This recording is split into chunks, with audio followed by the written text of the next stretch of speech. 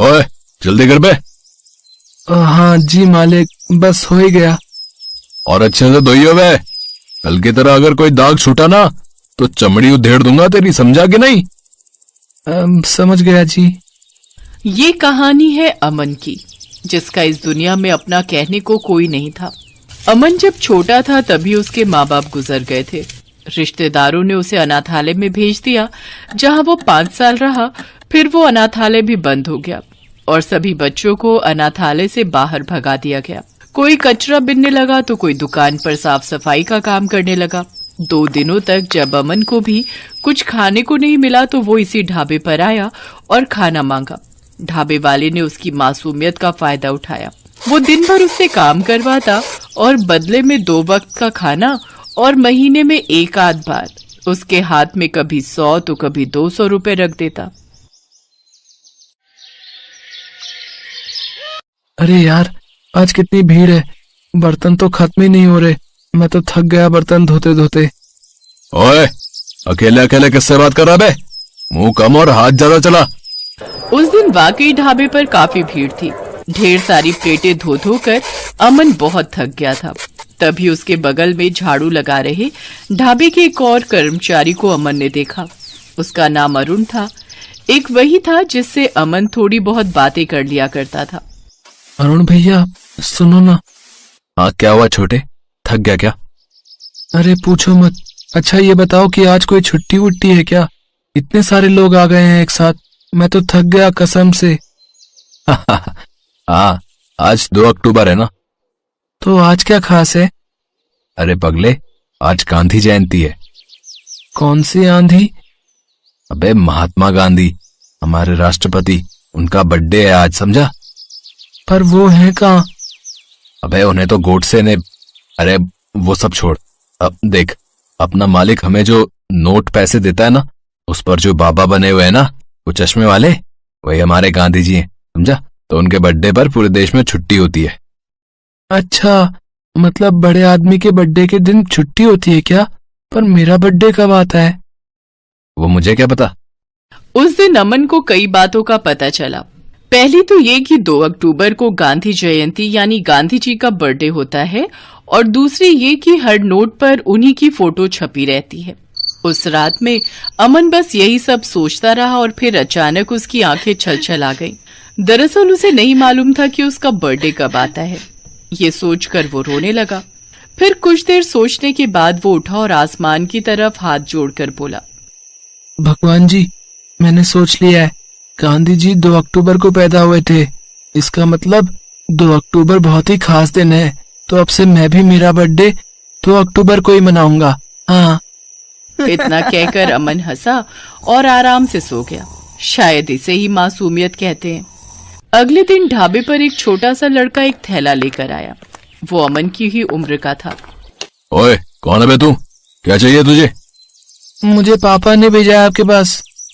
अब मैं क्या जानूं कौन है तेरा बाप? जी राधे श्याम। अच्छा, तो तू राधे श्याम का बेटा है। बोल क्या काम है?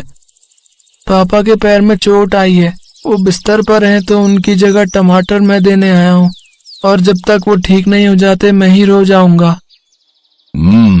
ठीक है, जाकर वहां रख दे सारे टमाटर। ओए अमन, जरा इधर आ। जी। ये 50 से तब देना जब टमाटर पूरे हों, समझा? ये नन्नू से अमन की पहली मुलाकात थी। दोनों करीब करीब एक ही उम्र के थे। नन्नू रोज ढाबे पर टमाटर देने आता। वो दोनों एक दूसरे को देखकर मुस्कुराते और फिर टमाटर के पैसे लेकर नन्नू चला जाता। एक दिन नन्नू ढाबे पर बहुत सुबह ही आ गया। अब तक ढाबा खुला भी नहीं था, तो उस दिन अमन और नन्नू ने ढेर सारी बातें की। नन्नू और अमन एक दूसरे के बहुत अच्छे दोस्त बन गए। फिर एक दिन, तू कल मेरे घर आएगा? क्यों, क्या है कल? कल मेरा बर्थडे है, माँ हलवा पूरी बनाएगी, शाम को आ जाना तू। पर मुझे तो तेरा घर नहीं पता। कोई बात नहीं, मैं लेने आऊंगा तुझे। ठीक है भाई, मैं जरूर चलूंगा फिर तो। अगले दिन ढाबे पर काम खत्म होने के बाद अमन नन्नू के साथ उसके घर चल पड़ा। नन्नू की माँ ने नन्नू के लिए हलवे का केक बनाया था, क्योंकि उनके पास असली केक लाने के पैसे नहीं थे। उस दिन अमन ने भरपेट हलवा पूरी खाई। साथ ही वो अपने बर्थडे को लेकर भी सपने बुनने लगा। और फिर उस दिन कितना मजा आया था ना। वैसे तेरा बर्थडे कब आता है पता नहीं, पर गांधी जी 2 अक्टूबर को पैदा हुए थे, तो मैं भी उसी दिन अपना बर्थडे मनाऊंगा। तू आएगा ना? हाँ आऊंगा, पर बता क्या खिलाएगा? पता नहीं, पर कुछ तो खिलाऊंगा अच्छा सा। देखते ही देखते पूरा साल बीत गया और फिर अक्टूबर का महीना भी आ गया। 1 अक्टूबर को जब नन्नू टमाटर देने ढाबे पर आया। ओए, कल तो तेरा बर्थडे है ना? हाँ भाई, कल मेरा हैप्पी बर्थडे है, शाम को आ जाना। अच्छा सुन, तू आज लेट हो गया। हाँ यार, वो ना पापा की पट्टी कराने गया था, इसीलिए देर हो गई। फिर जैसे ही नन्नू टमाटर लेकर ढाबे के अंदर पहुंचा तो उसे देखते ही ढाबे का मालिक बौखला गया। ओए, चल निकल, चल। सुबह सब्जी में डालने के लिए एक भी टमाटर नहीं था, तो मैंने दूसरे सब्जी वाले से ले लिए और कल से उसी से लूंगा, समझा? नन्नू चुपचाप वहां से चला गया, लेकिन ढाबे के मालिक के व्यवहार पर अमन को बहुत गुस्सा आ रहा था, लेकिन वो कुछ कर भी तो नहीं सकता था। फिर अगले दिन अमन को पता था कि नन्नू नहीं आएगा, और हुआ भी वैसा ही। पूरे दिन अमन ने खूब काम किया। फिर शाम को ढाबे वाला अमन को 1 प्लेट खाना देकर चला गया। अमन आसमान की तरफ देखकर रोने लगा। तभी उसके पास एक साधु बाबा आए। बेटा, कुछ खाने को है तुम्हारे पास? अब हाँ, मेरे पास खाना है, लीजिए। अमन के लिए ढाबे का मालिक बस 2 रोटी और थोड़ी सी सब्जी ही छोड़कर गया था।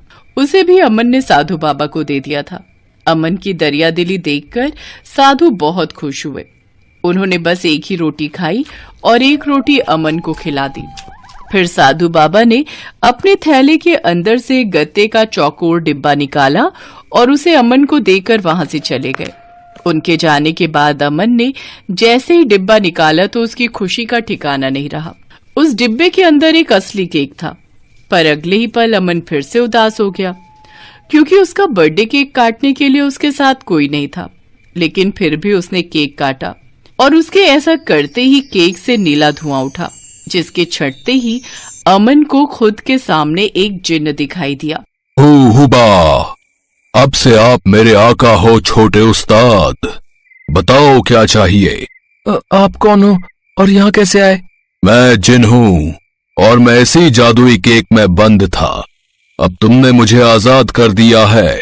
बताओ, मैं तुम्हारे लिए क्या करूं?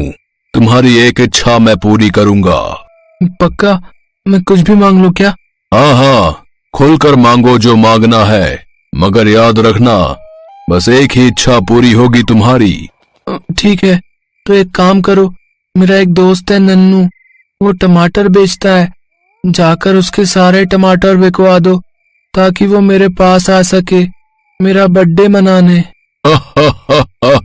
बड़े प्यारे हो तुम आका। मांगा भी तो क्या मांगा। रुको, मैं अभी उसे लेकर आता हूँ।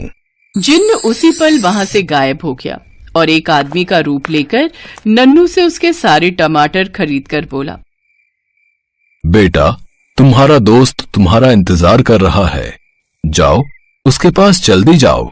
नन्नू को समझ नहीं आ रहा था कि वो कौन है, पर वो इस बात से खुश था कि उसके सारे टमाटर बिक गए थे और अब वो अमन के पास जा सकता था। उधर जिन्न पलक झपकते ही अमन के पास पहुंच गया। आज तुम्हारा बर्थडे है? हाँ, तभी तो मैंने आपको नन्नू को बुलाने के लिए भेजा था। आपने मेरी इच्छा पूरी कर दी, शुक्रिया। बड़े भोले हो तुम। अच्छा, आज तुम्हारा जन्मदिन है तो एक और इच्छा पूरी कर सकता हूँ मैं तुम्हारी। बताओ, और क्या चाहिए मुझसे? अरे वाह, एक और चीज? हाँ, पर इस बार कुछ बड़ा मांगना, ठीक है? ठीक है, तो मैं मांगता हूँ कि मेरे दोस्त नन्नू के पापा का पैर पूरी तरह से ठीक हो जाए ताकि वो आसानी से सब्जी बेच सके। अभी वो सिर पर डलिया लेकर पैदल पैदल सब्जी बेचते हैं, इसलिए बहुत थक जाते हैं। अमन का भोलापन और अच्छाई देखकर जिन्न मुस्कुरा दिया। उसकी आंखें भर आई। उसने अपने जादू से नन्नू के पापा का पैर ठीक कर दिया और उसे एक छोटा ट्रक भी दे दिया। अमन और नन्नू ने खुशी से जिन्न को गले लगा लिया। जिन्न चला गया। ट्रक होने की वजह से अब नन्नू के पापा आराम से सब्जी बेचते। अब उनकी आर्थिक स्थिति भी ठीक हो गई थी। नन्नू के पापा ने अमन को गोद ले लिया। उधर आसमान से जिन्न ये सब देख रहा था। उसने वहीं से कहा, सच में 2 अक्टूबर को बड़े लोग पैदा होते हैं।